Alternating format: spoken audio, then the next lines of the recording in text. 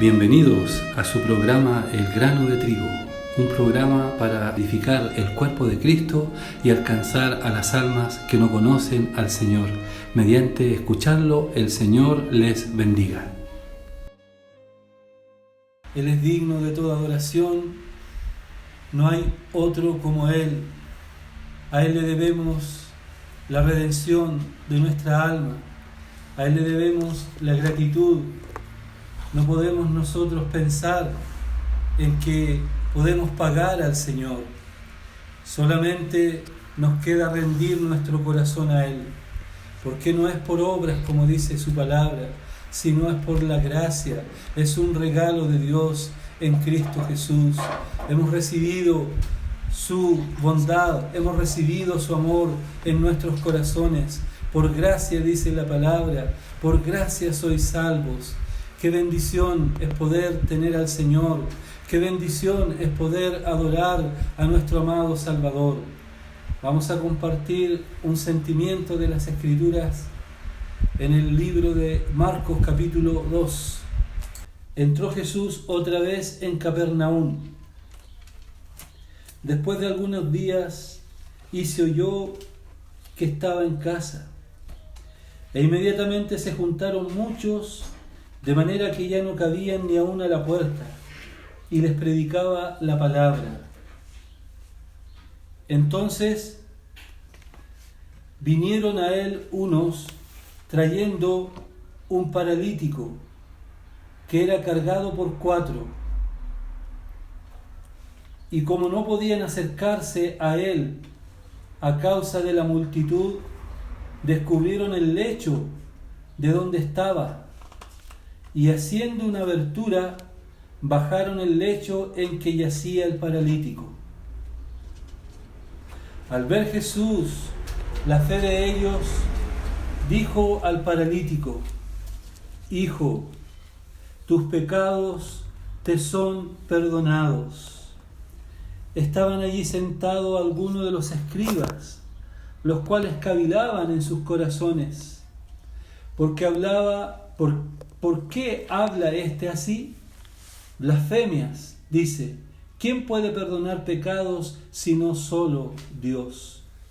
Y conociendo luego Jesús en su espíritu, que cavilaban de esta manera dentro de sí mismos, les dijo: ¿por qué caviláis así en vuestros corazones? ¿Qué es más fácil decir al paralítico: tus pecados te son perdonados, o decirle: levántate, toma tu lecho y anda?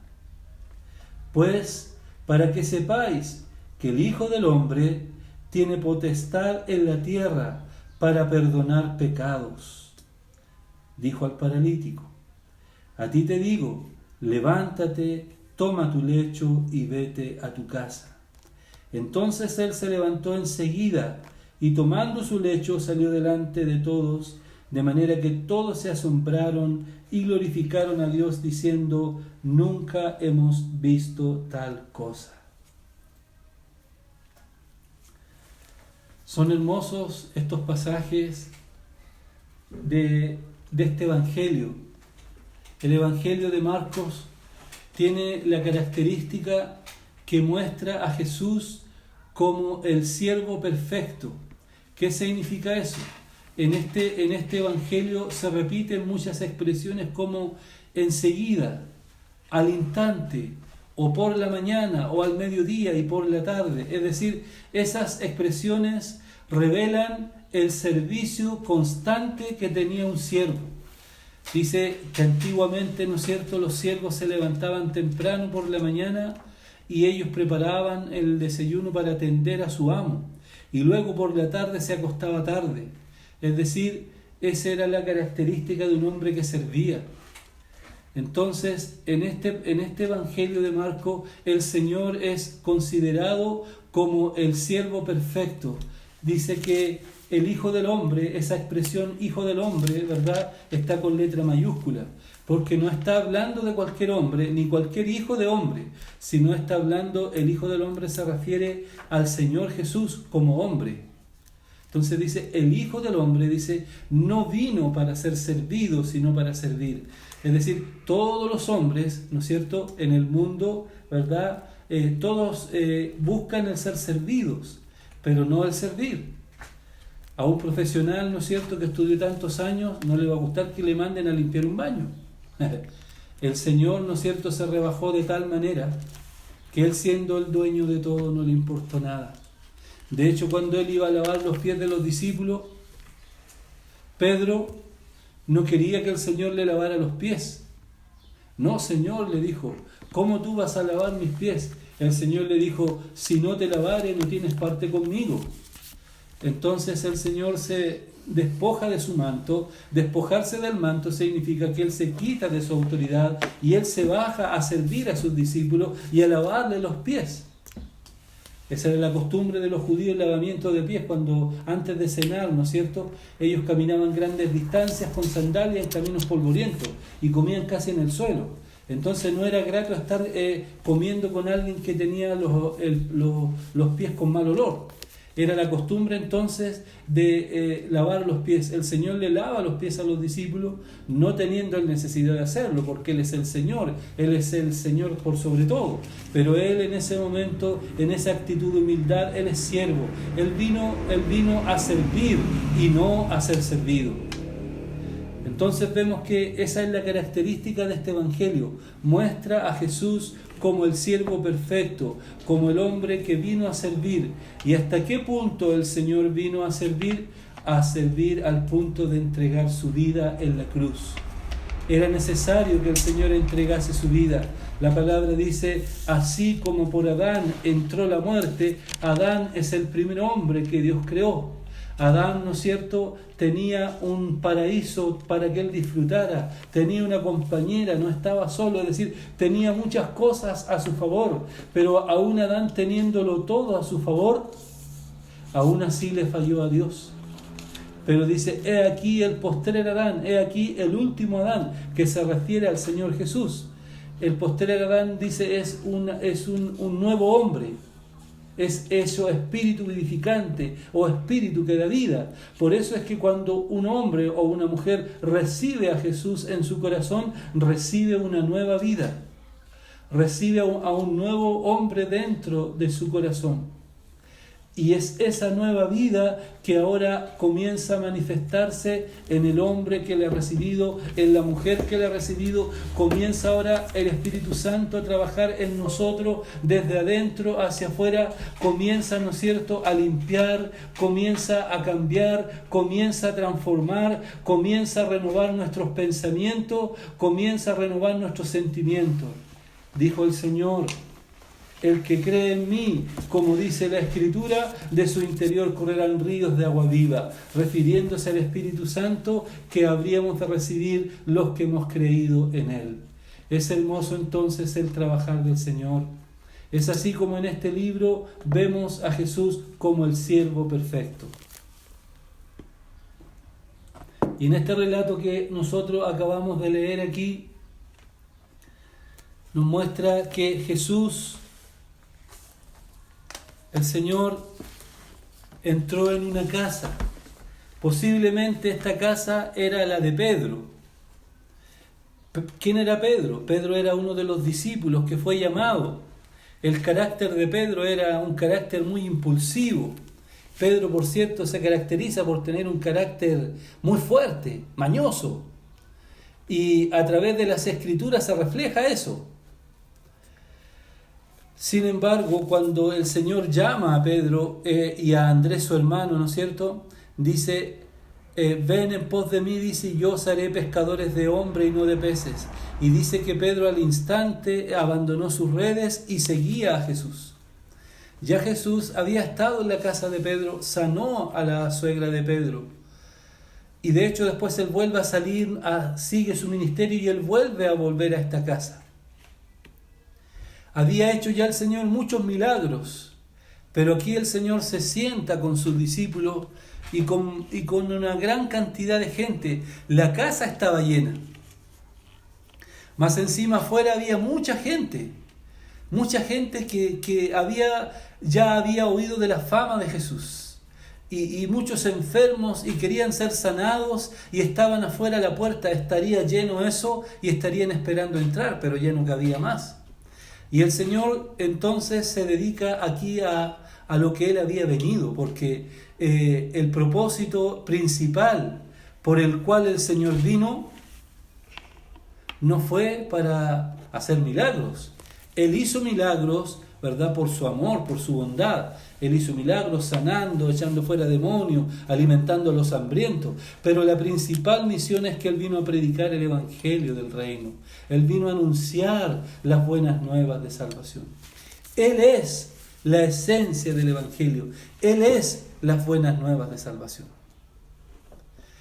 Pero aquí, cuando el Señor estaba dentro, acontece algo maravilloso. ¿En qué sentido?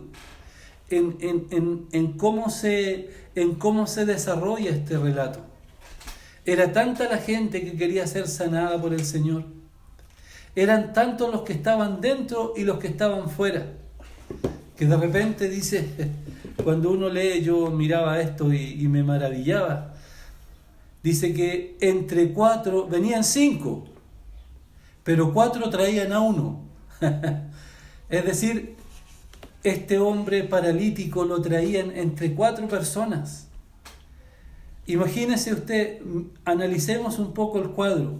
La casa adentro estaba llena. Ellos no habían sido invitados. Segundo, afuera estaba lleno. No tenían por dónde entrar, no tenían por dónde pasar. Todos los que estaban ahí querían un milagro de Jesús. Todos los que estaban ahí querían un favor del Señor. Sin embargo, era tanta la fe de estos hombres, y por cierto de estos 4, porque estos 4 podían haberle dicho al paralítico, mira, está bien que quieras ser sanado, pero ¿cómo vamos a echar? ¿Cómo te vamos a echar? No tenían cómo echarlo. Sin embargo, estos 4 hombres tenían fe en su corazón y creían. Y dice que al ver que ellos no podían pasar, seguramente dieron la vuelta, no sé cómo lo harían. Generalmente las casas en Jerusalén en ese tiempo tenían terrazas, balcones. Y dice que subieron al techo. Imagínense, si una persona sola sube, una persona sola puede subir, ¿no es cierto?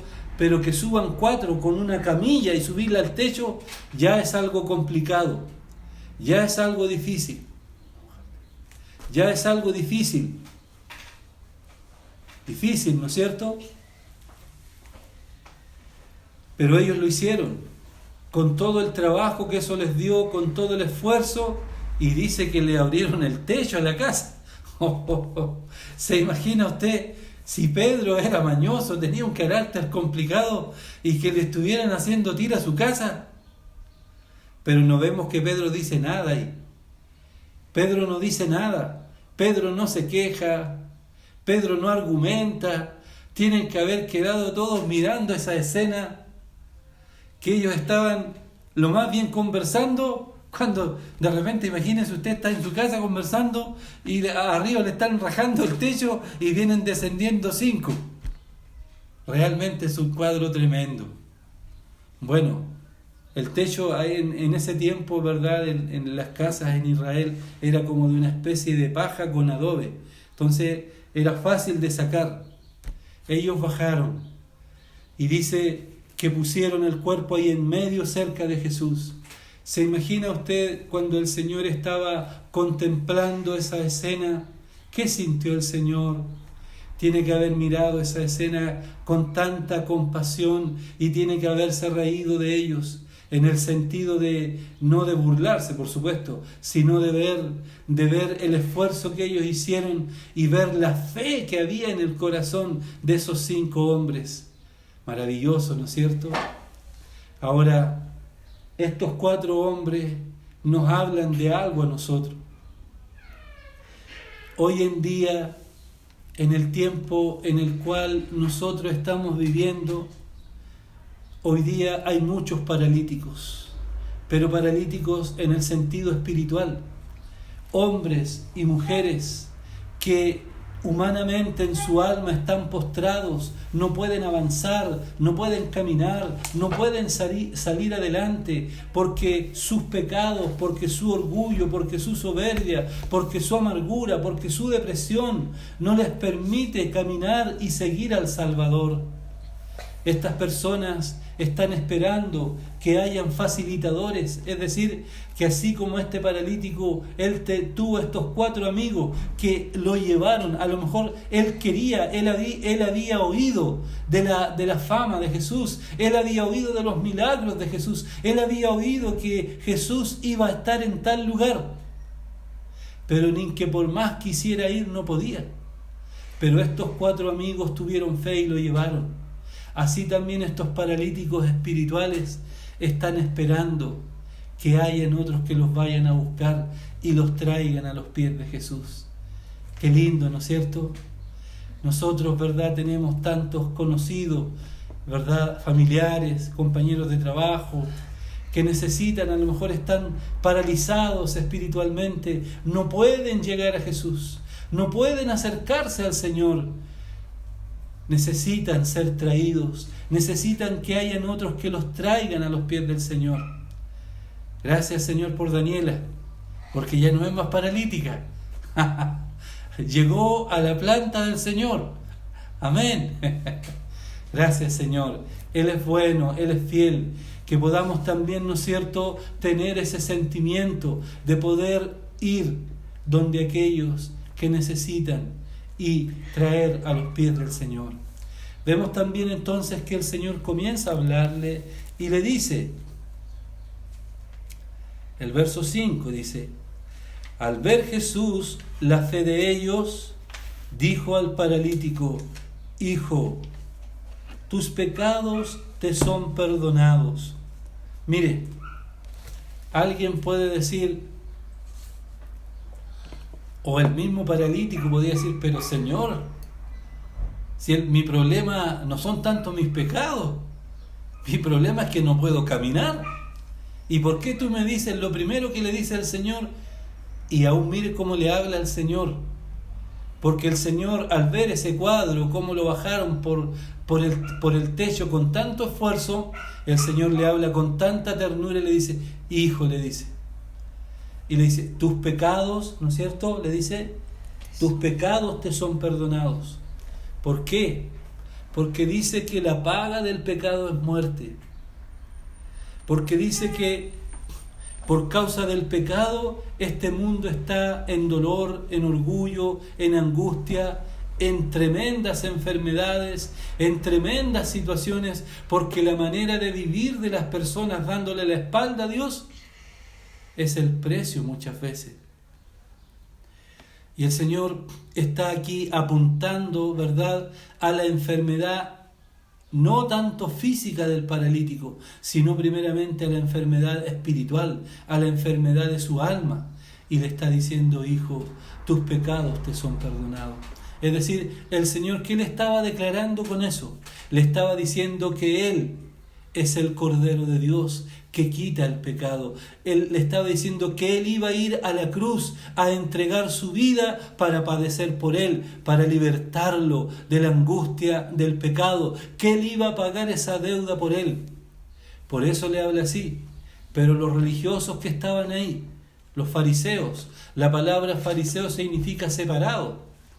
Y estos fariseos eran una secta extrema del judaísmo. Ellos se decían que se apartaban de los publicanos, ¿no es cierto?, de los pecadores, y ellos no se contaminaban con ese tipo de gente. Por eso es que buscaban una ocasión para criticar a Jesús. Más abajo lo dice. Y ellos se sentían especiales y se sentían diferentes. Sin embargo, eran tan legalistas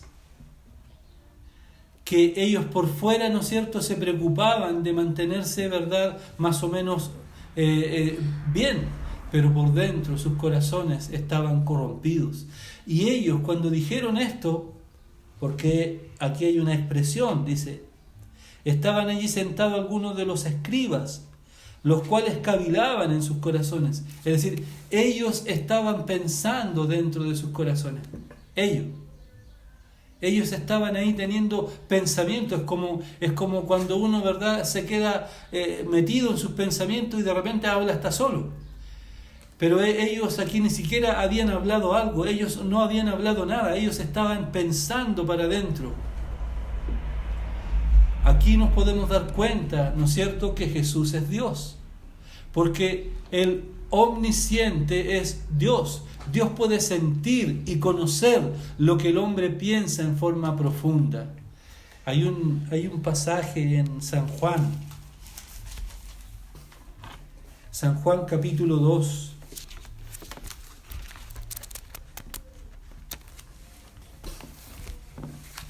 verso 23, dice: estando en Jerusalén en la fiesta de la Pascua, muchos creyeron en su nombre, viendo las señales que hacía. Pero Jesús mismo, dice, no se fiaba de ellos, porque conocía a todos, y no tenía necesidad de que nadie le diese testimonio del hombre, pues él sabía lo que había en el hombre. ¿Qué significa eso? El Señor, cuando llegaba a un lugar, no andaba pidiendo noticias de ese lugar ni de la gente de ese lugar.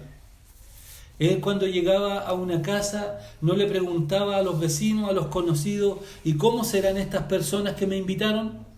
¿Y cómo viven? ¿Y qué hacen? No, él no tenía necesidad de nada de eso.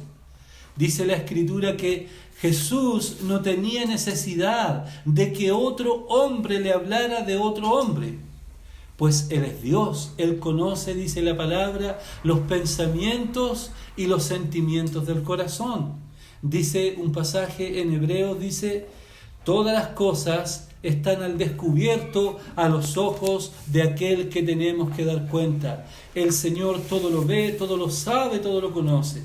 Pues bien, aquí en este pasaje vemos que el Señor también sabía lo que esos fariseos que estaban ahí, aunque ellos estaban en silencio y ellos pensaron para dentro de sí, el Señor lo sabía, el Señor lo conocía. Y por eso Él tiene que hablarles, y Él les habla en alta voz. Dice: ¿por qué habla este así blasfemia? Dice: ¿quién puede perdonar pecados sino solo Dios? Y dice el 8: y conociendo luego Jesús en su espíritu que cavilaban de esta manera dentro de sí mismos, les dijo: ¿por qué caviláis así en vuestros corazones? ¿Se da cuenta? Es decir, el Señor no solo hace aquello para perdonar los pecados de este hombre. Es decir, no solo el Señor está apuntando a la sanidad espiritual de este hombre, sino que también está exponiendo los pensamientos del corazón de esos hombres que estaban allí.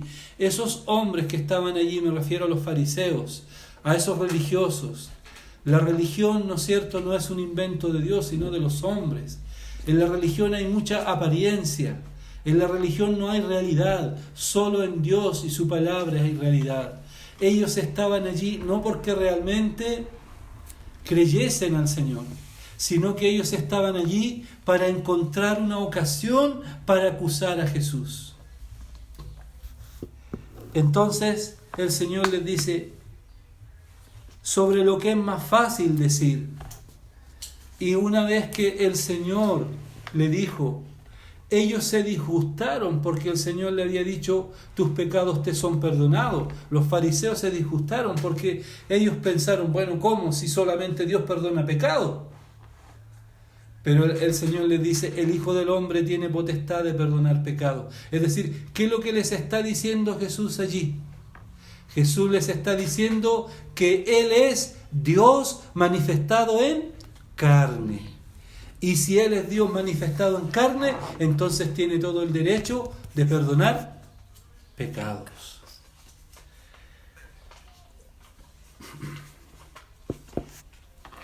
Entonces después el Señor apunta a la necesidad espiritual y le dice: toma tu lecho y anda. Y este hombre anduvo al instante. El Señor, cuando sana, sana para siempre. Bendito es el Señor. Luego vemos que se da otra situación más abajo. Dice el verso 13. Después dice: volvió a salir al mar, y toda la gente venía a él y les enseñaba.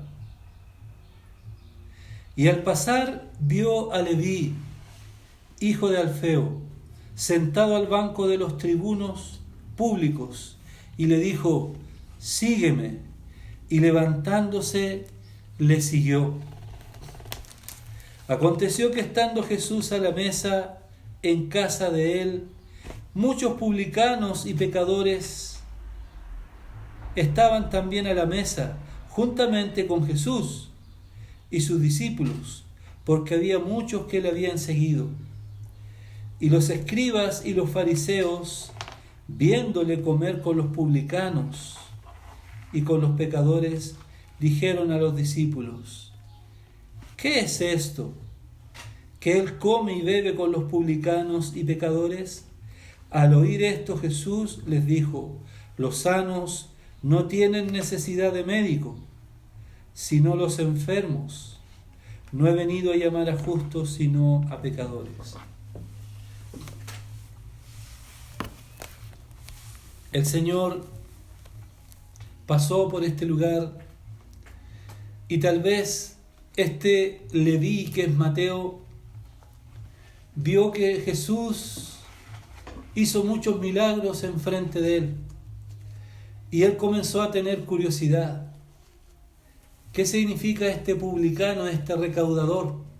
Los publicanos, los recaudadores, ¿no es cierto?, eran judíos, pero que servían al Imperio Romano.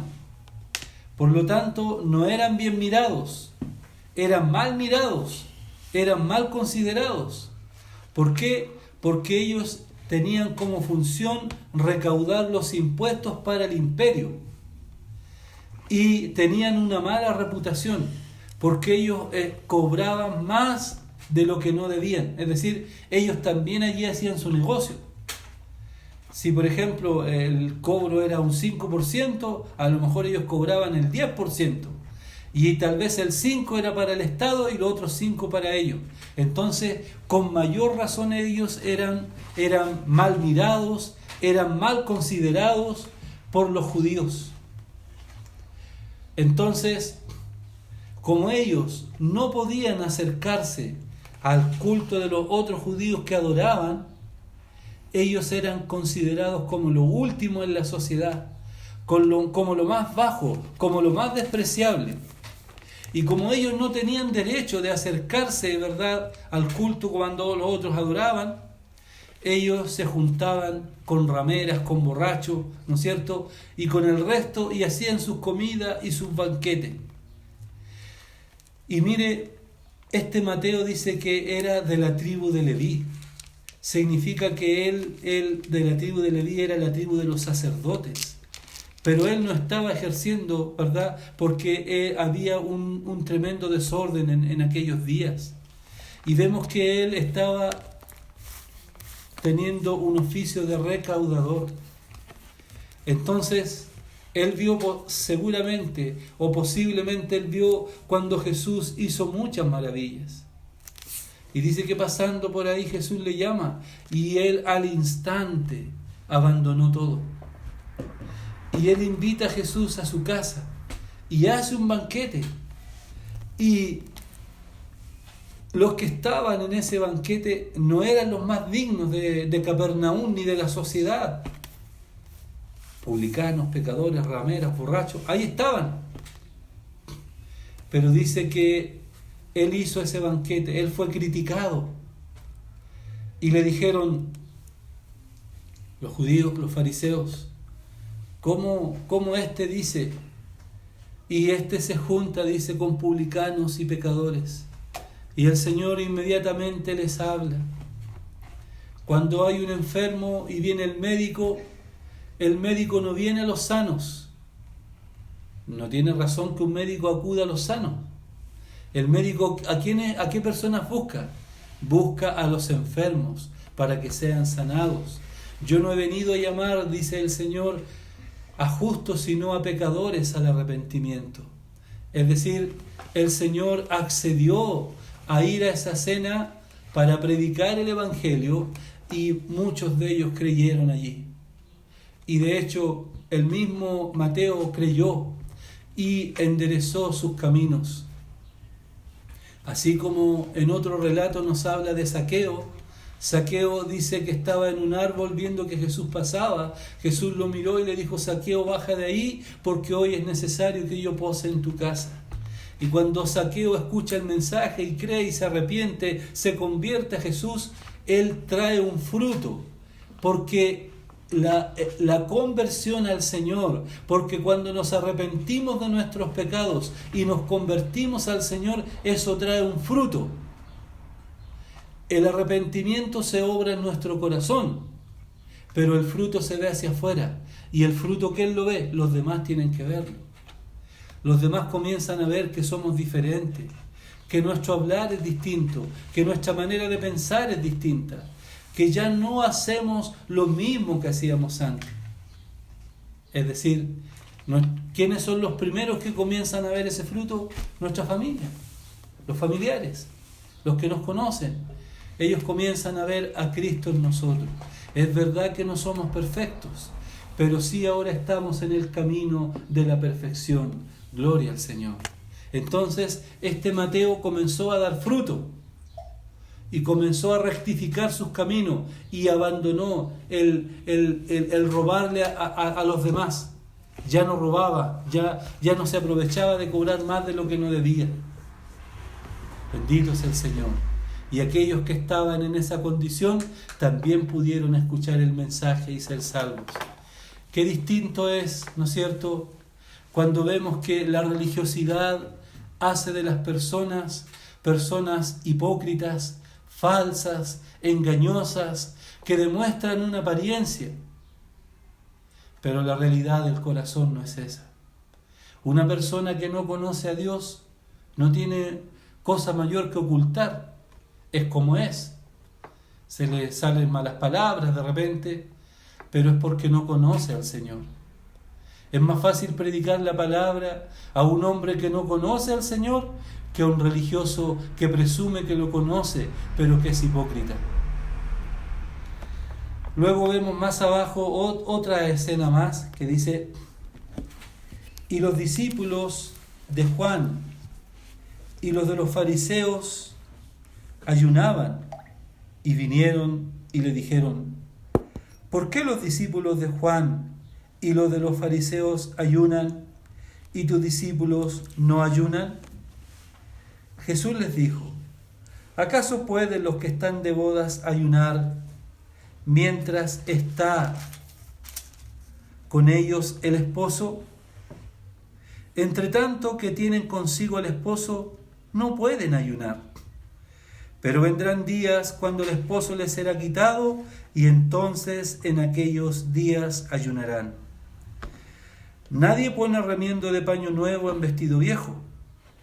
De otra manera, el mismo remiendo nuevo tira de lo viejo y se hace peor la rotura.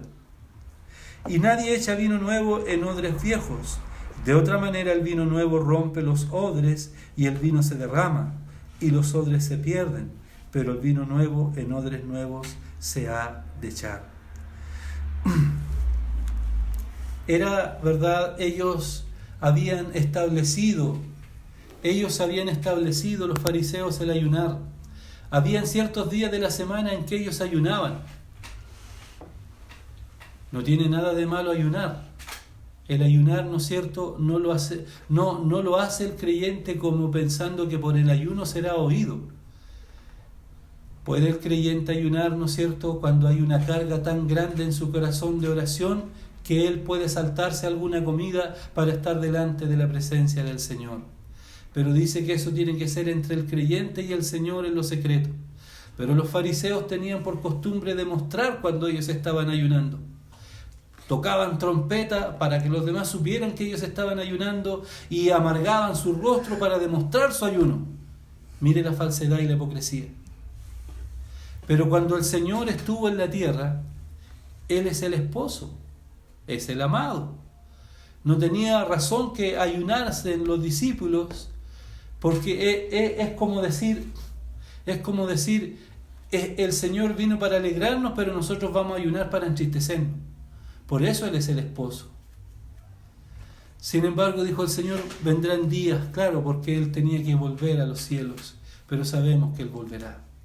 Y luego el Señor dice, no se puede poner un paño nuevo en un vestido viejo. Es decir, no se puede poner un remiendo, no se puede parchar un vestido viejo con un remiendo nuevo. ¿Qué es lo que pasa? Dice que el paño nuevo comienza a tirar de la tela vieja. Y al final, lo que quería hacer para mejor, ¿no es cierto?, comienza agrandando más la rotura. Y después todo ese vestido comienza a rasgarse, ¿verdad?, por lo viejo. ¿Qué significa eso? Significa que el Señor no vino a parchar nuestra vida. El Señor Él no viene a parchar. Él no viene a dejar un poco de lo malo mío y a colocar un poquitito de lo bueno de Él sobre lo malo mío. No, el Señor viene a cambiarnos completamente. El Señor, por eso que esto es hermoso, porque el cambio comienza de adentro hacia afuera. Lo dijo el Señor, lo había yo vuelto a decir, lo voy a volver a decir. El que cree en mí, Juan 6, 63 dice, el que cree en mí, pero vamos a buscarlo mejor. Juan capítulo 7, verso 37.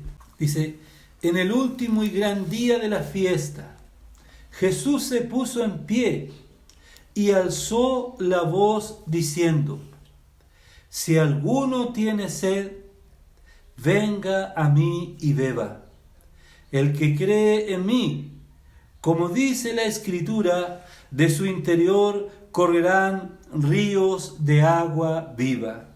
Esto dijo del Espíritu Santo, que habían de recibir los que creyesen en Él, pues aún no había venido el Espíritu Santo, porque Jesús no había sido aún glorificado. Entonces, ¿qué es lo que está manifestando el Señor en esto, verdad? Está diciendo que todos nosotros que hemos bebido de Jesús, dice en el último y gran día de la fiesta, a nosotros también tuvimos un último y gran día. ¿Cuándo fue ese? Cuando recibimos a Jesús. Antes de eso, ¿verdad?, había angustia en nuestro corazón. A lo mejor estábamos pasando por una circunstancia, por un problema, por una situación, y que nada de lo que habíamos probado había llenado nuestra alma, nuestra sed interior. Pero llegó Jesús a nuestra vida. Gracias, Padre. Y fue saciado nuestro corazón, fue saciada la sed de nuestra alma. Hoy día puede haber paz, hoy día puede haber gozo. Gracias, Señor. Y como hemos creído al que Él ha enviado, a Jesús como nuestro Salvador y nuestro Señor, hemos creído a su sacrificio, que hemos sido limpiados de nuestros pecados y salvos por su sangre. Y dice que el que cree en Él, como dice la Escritura, dice, de su interior correrán ríos de agua viva. El Señor no viene a parchar, el Señor viene a cambiarnos, Dice otro verso más, leámoslo, a ver. Romanos capítulo 12. Dice el verso 2. No os conforméis a este siglo, sino transformaos por medio de la renovación de vuestro entendimiento, para que comprobéis cuál sea la buena voluntad de Dios, agradable y perfecta. Mire, ¿qué nos dice aquí? Nos dice que cuando nosotros recibimos al Señor, no puede seguir siendo nuestra manera de pensar como piensa este mundo, como piensan las personas de este mundo. ¿Cómo piensan las personas de este mundo? ¿Este mundo piensa en Dios? Cuando usted va a trabajar, ¿Usted cree que sus compañeros de trabajo le hablan de Dios? ¿Usted cree que sus compañeros de trabajo lo alientan a que usted busque a Dios? ¿A que usted consagre más su vida a Dios? No, por el contrario. Le hablan de la política, de la música, de los placeres, de todo lo que hay en este mundo. Y que, por cierto, no puede saciar el corazón. Si tienes un problema, anda, disfruta, pásalo bien nomás. Comamos y bebamos que mañana moriremos, como que así dijeran. Sin embargo, dice, no os conforméis a este siglo, sino renovaos, dice, en vuestro entendimiento. Es decir, nuestra manera de pensar tiene que cambiar. Y es por eso que el Espíritu Santo llega a nuestra vida para cambiar nuestros pensamientos, para cambiar nuestros sentimientos. Ahora podemos perdonar, mire. Ahora podemos perdonar, ¿no es cierto? Una persona que no tiene a Dios, dice, el que me la hace me la paga, no perdona. Pero un hijo de Dios puede perdonar, un hijo de Dios puede orar por sus enemigos, un hijo de Dios puede bendecir, un hijo de Dios puede dejar paz en un lugar. Renovaos, dice, en vuestro entendimiento, para que comprobéis que la voluntad de Dios es buena, agradable y perfecta. ¿Cómo puede ser? ¿Cómo puede ser? Pero ¿cómo tú puedes decir que la voluntad de Dios es buena si tienes este problema, si estás sufriendo, si estás solo, si te falta esto? ¿Cómo puedes decir que la voluntad de Dios es buena, agradable? Sí, es buena, es agradable y perfecta, porque yo sé que lo que el Señor tiene para mí es bueno. Amén. Y si el Señor tiene algo bueno para mí, yo creo en su bondad. Y no le ayudaré a Dios a buscar, sino que esperaré en Él, porque la voluntad de Dios es buena, agradable y perfecta. ¿Se da cuenta que Dios ahora cambia nuestra manera de pensar? Dios cambia nuestra manera de sentir, ¿verdad? El Espíritu Santo cambia nuestra manera de sentir, nuestra manera de pensar, porque comienza a obrar en nosotros. Desde adentro hacia afuera comienza a trabajar el Espíritu Santo en nuestra vida, en nuestros corazones. Entonces dice después el verso 22, dice, volviendo a Marcos, dice, y nadie echa vino nuevo en odres viejos. De otra manera el vino nuevo rompe los odres y el vino se derrama y los odres se pierden, pero el vino nuevo en odres nuevos ha de echarse. ¿Qué eran los odres? Era un envase de cuero de animal, de cuero de cabra, ¿verdad? Y sobre esos envases se echaba el vino, se echaba el aceite, ¿verdad? Y ellos transportaban eso. Pero tenía que ser un odre nuevo, con costuras nuevas. ¿Por qué? Porque si el odre era viejo, el cuero se resecaba y se partía, porque el vino que estaba dentro fermentaba y rompía el cuero. Pues bien, ¿qué vemos nosotros hoy? Nosotros dice la palabra que hemos nacido de nuevo. Bendito sea el Señor. Hemos nacido de nuevo. Como dijo alguien por ahí, un nuevo comienzo. Gracias, Señor. Hemos nacido de nuevo, un nuevo comienzo. Hemos nacido para Dios. La vida de Dios está dentro de nosotros. Y Dios nos ha dado un nuevo corazón para amarle, para servirle. Y si Dios ha limpiado nuestro corazón y nos ha dado un nuevo corazón, ahora este vino nuevo que es el Espíritu Santo puede entrar dentro de nosotros. Gracias, Señor. ¿Se da cuenta cómo las dos cosas son compatibles? Primero Él limpia nuestro corazón, renueva nuestra manera de pensar, pone un nuevo corazón dentro de nosotros y luego no lo deja vacío, sino que lo llena con su Espíritu Santo. ¿Y qué hacemos cuando cada vez que estamos orando, cuando leemos su palabra, cuando nos reunimos? Más de ese vino está siendo llenado dentro de nosotros. Más de su agua está siendo llenada dentro de nosotros. Es un corazón nuevo, es un agua nueva, es un vino nuevo. Bendito sea el Señor. Pero no se puede poner, no se le puede pedir a una persona que no crea en Dios que reciba la palabra, porque para él, leamos también ese pasaje en 1 Corintios, capítulo 2, verso 14 dice: pero el hombre natural no percibe las cosas que son del Espíritu de Dios, porque para él son locura, y no las puede entender, porque se han de discernir espiritualmente. ¿Qué significa eso? Cuando dice el hombre natural, se refiere a un hombre carnal, a un hombre que no ha nacido de nuevo, que no ha tenido un nuevo comienzo, para que se entienda, ¿cierto? Ese hombre no puede entender, o esa mujer no puede entender las cosas que son de Dios. No puede entender, ¿verdad? Si usted le predica el Evangelio o lo que está... No puede. Tiene que ser por el Señor, tiene que nacer de nuevo, ¿verdad? Algunas personas quieren saber de los misterios de Dios, pero no quieren saber de que Dios les salvó y pagó el precio por ellos. ¿Por qué? Porque no quieren arrepentirse de sus pecados. Por eso para mucha gente es locura. Esto que estamos hablando aquí parecía que para muchos parece locura, ¿no es cierto? Pero gracias, Señor, dice, porque estas cosas, dice, para el que ha nacido de nuevo, las puede entender, las puede comprender y las puede creer.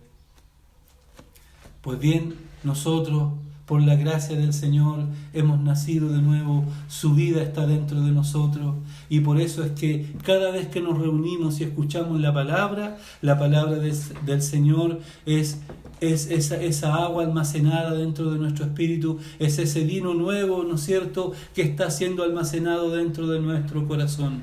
La palabra de Dios trae luz, trae verdad, trae fe, trae claridad a nuestra vida. Dice, lámpara es a mis pies tu palabra y lumbrera a mi caminar.